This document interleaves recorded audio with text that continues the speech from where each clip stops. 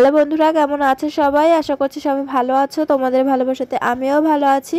মিষ্টি অফিসিয়াল চ্যানেলে সবাইকে ওয়েলকাম জানিয়ে শুরু করছি আজকের রেসিপি।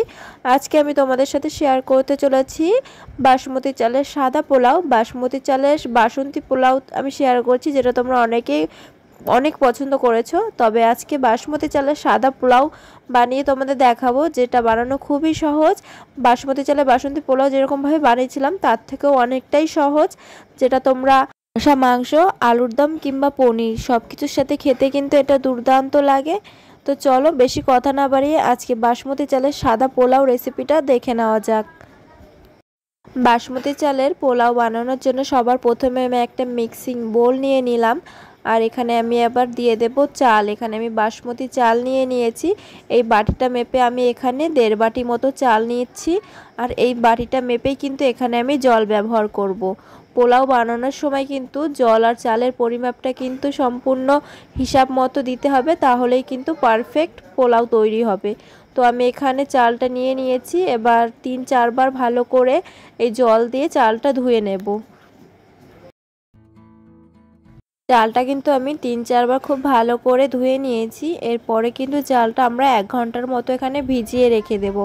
চালটা ভিজিয়ে রেখে দিলে কিন্তু ভাতগুলো একদম লম্বা লম্বা আর ঝরঝরে হবে। 1 ঘন্টা পরে কিন্তু আমি চালটা থেকে এরকম জল ছাড়িয়ে নিয়েছি। আর চালটা আমি এরকমভাবে বাটিতে ছড়িয়ে রাখছি, যাতে চালের ভিতরে যে এক্সট্রা জলটা আছে সেটা যেন ঝরে যায়।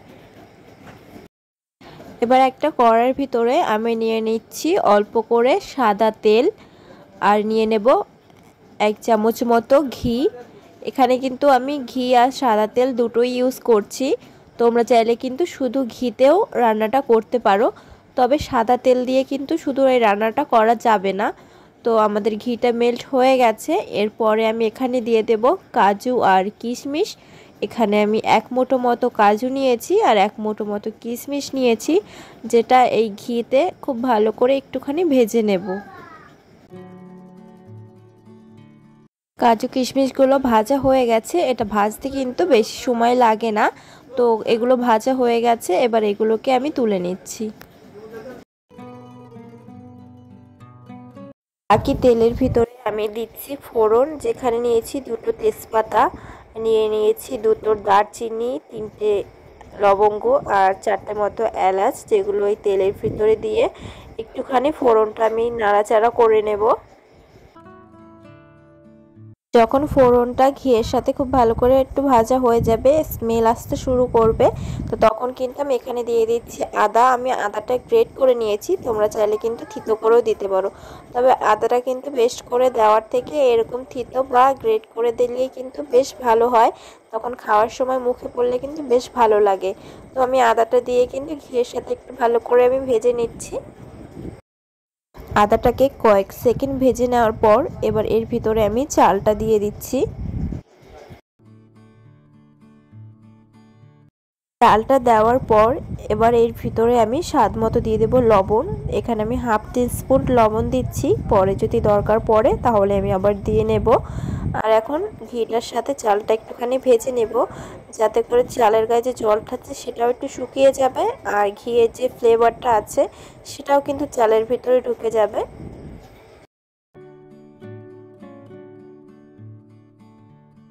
আমি এখানে 10 সেকেন্ডের মতো চালটাকে ভেজে নিয়েছি। চালটা কিন্তু বেশি ভাজা যাবে না, যেহেতু চালটা নরম আছে, তো চালটা ভেঙে যেতে পারে, তো তার জন্য। এরপরে আমি এখানে দিয়ে দেব জল। তো আমি যে বাটিটা মেপে এখানে চাল দিয়েছি সেই বাটিটা মেপেই কিন্তু আমি এখানে জল দিয়ে দিচ্ছি। আমি 1.5 বাটি চালের জন্য ডাবল জল দিলাম। এখানে আমি 3 বাটি মতো জল দিয়ে দিয়েছি। তোমরাও এরকমভাবে যদি একদম চাল আর জলের পরিমাপটা ঠিক মতো দিতে পারো তাহলে কিন্তু ভাতগুলো একদম ঝরঝরে হবে। তো তারপরে আমি এখানে দিয়ে দিয়েছি ভেজে রাখা কাজুগুলো, আর দিয়ে দিচ্ছি চিনি। এখানে যেহেতু আমরা এটা মিষ্টি পোলাও করছি, তো তার জন্য কিন্তু চিনিটা একটু আমি বেশি দিলাম। আমি 3 চামচ মতো চিনি দিয়েছি। আর তোমরা চাইলে তোমাদের স্বাদ মতো কিন্তু এখানে চিনিটা ব্যবহার করতে পারো। দিয়ে কিন্তু আমি এটা একটু নাড়াচাড়া দিয়ে নিলাম। আর এর ভিতরে আমি এখন দিয়ে দেব 4টে মতো কাঁচা লঙ্কা, যেটা চিড়ে রেখেছিলাম। কাঁচা লঙ্কাটা দিলে কিন্তু পোলাওয়ের টেস্টটা খুবই ভালো আসে। তো এটা দিয়ে একটু নাড়াচাড়া করে নিয়েছি। এরপরে কিন্তু মিডিয়াম টু লো ফ্লেমে আমি এটা 10 মিনিটের জন্য ঢাকা দিয়ে রাখবো। তো 10 মিনিট পর আমি ঢাকাটা সরিয়ে নিচ্ছি। এখানে কিন্তু বেশ ভালো করে আমাদের ভাতটা জলটা সোপ করে নিয়েছে। এখন একটু হালকা হাতে আমি এটা একটু নাড়াচাড়া দিয়ে নিচ্ছি। এটা কিন্তু তারপরে আমি আরও 5 মিনিটের জন্য একদম লো ফ্লেমে ঢেকে রেখে দেবো। 5 মিনিট পর আমি ঢাকনাটা সরিয়ে নিচ্ছি। এখন আমি গ্যাসের ফ্লেমটাকে অফ করে দিয়েছি। আমাদের ভাতটা কিন্তু প্রায় রেডি হয়ে গেছে। যেহেতু চালটা আমরা 1 ঘন্টার জন্য ভিজিয়ে রেখেছিলাম, তার জন্য কিন্তু আমাদের ভাতটা হতে বেশি সময় লাগেনি।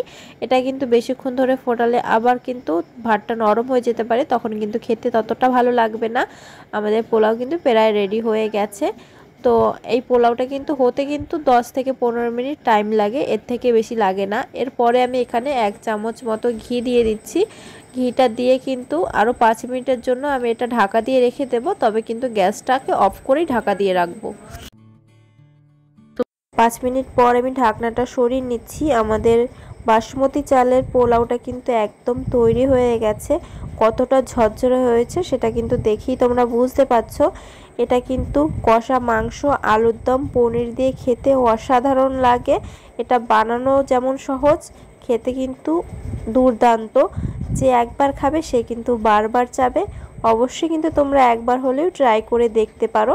আজকের এই ভিডিওটা কেমন লাগলো কমেন্ট করে জানাতে কেউ ভুলো না।